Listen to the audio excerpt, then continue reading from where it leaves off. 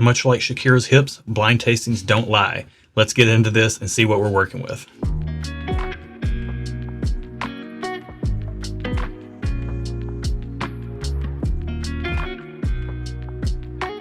Welcome to Stuff and Whiskey. I'm Erin. I'm Josh, and we are back with another completely double blind tasting. If you're new here, Erin is more of the social sipper with a little bit more of a non-nerdy, down-to-earth approach to whiskey. Sometimes. I am much more the whiskey nerd, but Absolutely. I can't even be biased based on what I know these are because I don't know what they are. They've been drawn at random from our blind sample pool, full of a bunch of bourbon and rye matchups. That could be almost anything, including curveball matchups to keep us on our toes or our heels.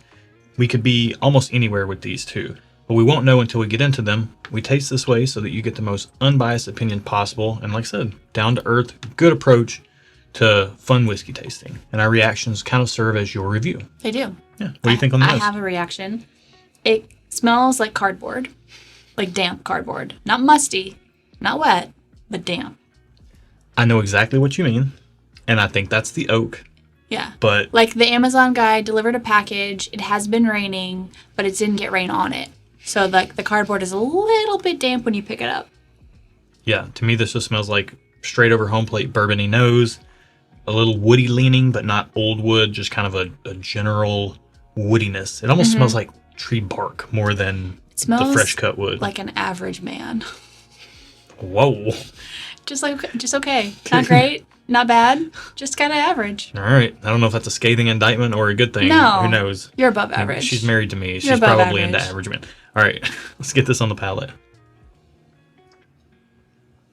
Yeah. Tastes pretty average. Regular, like, and when I say average, I mean it tastes like bourbon. It tastes like you would expect it to taste. There's nothing blowing me away, but it's also not bad. Yeah, I mean, I've got that backbone of the woodiness, but what surprised me on that first sip was the fruitiness. Like it had this kind of fruity element to it. There's kind like of an undertone of sweetness. Yeah, I wouldn't say candy sweet, and it's not like fresh fruit sweet either. It's somewhere in between those two. Kind of sugary, like a piece of real fruit with sugar on it. Or maybe not real fruit. Anyways, let's get a second sip. Yeah. Oh, this is getting better. It kind of has like a sweet tea vibe. I see you there, yeah. Which I tend to like, and I'm trying to think what I get those on. You've gotten it on all kinds of stuff. Yeah. I kind of like it. It's nothing like to write home about, but it's also pretty good. Yeah, I think it's pretty solid. I mean, generally sweet. It's kind of got that sugary, fruity sweetness to it with the bourbony backbone. Decent mouthfeel, decent oiliness, decent finish. I will say, while this smelled like an average man, it tastes like a slightly above average man. It's like when you met me, you're like, wow, he's pretty average. And you got to know me and you're like, he's slightly above average. And then you grew that beard and I was like, oh, he's above average. Okay. That's how you know it's real, when she falls in love with you pre-beard. Yeah. Right. Okay, let's go on. Let's get into glass 2 on the nose. Come for the whiskey taste and stay for the relationship advice. Am I right? I guess. Okay, so this smells older already. And by that, I mean it smells kind of like old wood. Like I walked into a log cabin and it kind of was drizzled in maple syrup. The log cabin itself was drizzled in maple syrup. Okay. All right. So the log cabin, there's log cabin syrup, right? So the log cabin was covered in log cabin syrup. Sure. But that's not real maple syrup. I'm not specific to the brand of maple syrup. It just smells like a maple syrup covered wood. Yeah. The end. I will say this, it has a slight furniture varnishy note to it. Okay. Which to me, I can see that. When you get older oak plus, the age and the alcohol mixing together, you get that kind of furniture varnishiness. Varnishiness. Is that a word? Varnishiness. Varnishiness. It's a word if you say it. Varnishiness. You say things with conviction and people will believe you. Okay. Smells pretty good on the nose. Smells similar to glass 1, except leaning older. Maybe that's what we're picking up on. Maybe not. Let's get it on the palate and see.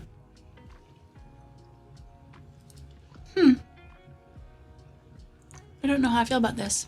Man, it's kind of got a little bit of like furniture varnish. Yeah. On the palate, it definitely tastes older than the first glass.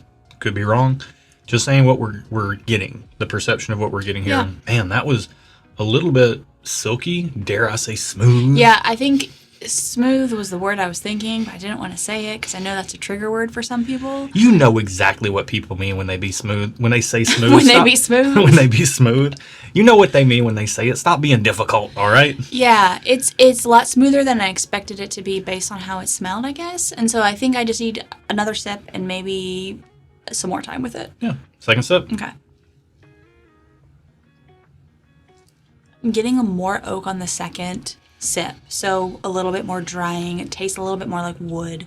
It's not as smooth, but it still is pretty smooth. So I think I need some time to compare them like backwards and forwards, forwards and backwards. Yeah, the finish is kind of sticking around a little bit. I think the finish on both of these is pretty good for what the proof point seems to be, which doesn't seem to be too low, but it also doesn't seem to be too high. I'd guess if I had to wager, I'd say like 100 early, like low 100s, like 100. I don't know if anything's like 105. But Well, if you're right, you get a medal, and if you're wrong, then you get nothing. I don't but need a embarrassment. medal. I don't need a medal. I'm not embarrassed because I don't care if I'm wrong, because I probably am wrong because I don't know anything about anything. So there you go. Glass 2 to me on second sip. Yes, the oak is coming through more prominently. It still has that silky texture to it. And honestly, I'm kind of getting like this barrel-aged pixie stick dust type of thing. Interesting. Yeah, and that's, I'm not saying it's quite that sugary sweet, but it definitely has an undercurrent of that type of sugary sweetness to it compared to the first glass. This is going to be really interesting to compare the two. Yeah. We're going to take some time off camera to do that now, clear our palates, start with the second glass, go back to the first, do some A/B comparing. It's pretty boring, so we cut that out, but we'll be back with our results, any other further impressions we have, and then let you know which one we prefer before we find out what we're drinking. What are your impressions of these two after spending some time with them? Anything new? Well, I will say I'm always surprised, but I shouldn't be surprised how things change when you taste them backwards. Like we first tasted one and then two, and then off camera I tasted two first, then one. And my, how the turntables. I like them both. Let's not bear the lead. They're both getting a thumbs up. I think I prefer glass 2 over glass 1. Interesting. Why? It tastes a little more well-rounded. It tastes a little darker. It still had some sweetness. This one had sweetness, but it was brighter. It was almost like I was licking a popsicle stick, and then I was licking like a piece of firewood. I don't know, like a little older wood, a little younger wood. This did have some sweet tea vibes, which I kind of loved, but I wasn't into the brightness today.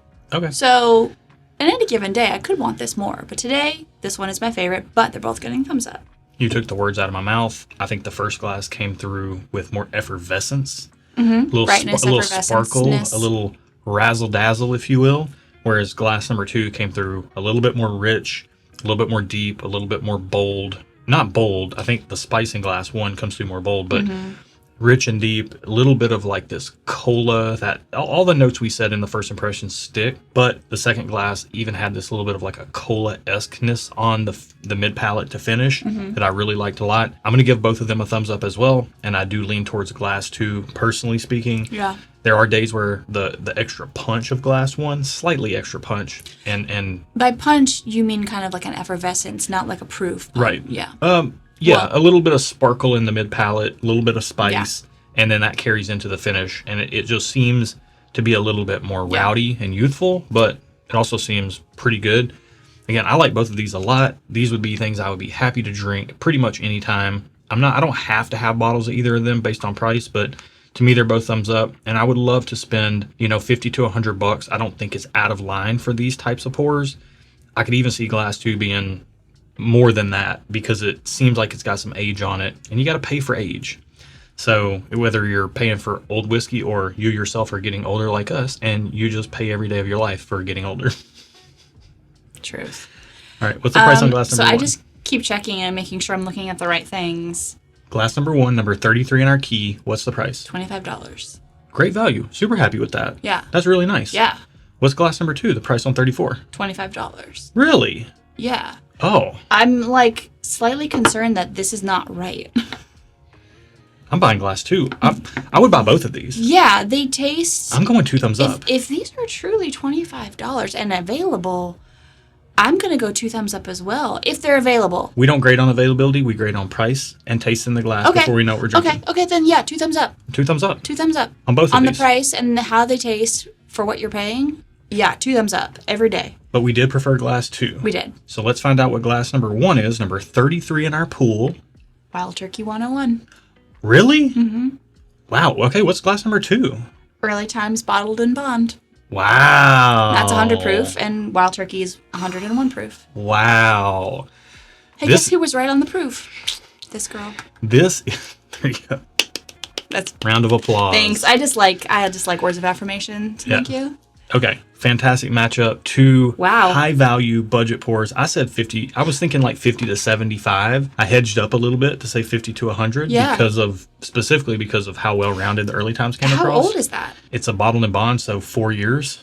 It tastes It tastes like a good 8-year whiskey to me. 8 years. Yeah, I was gonna say 8 years. I was just a random number, but yeah. And Wild Turkey's a 6 to 8 year blend. Okay. So I mean, both of them tasted great. Like, I mean, for the price, you can't beat these.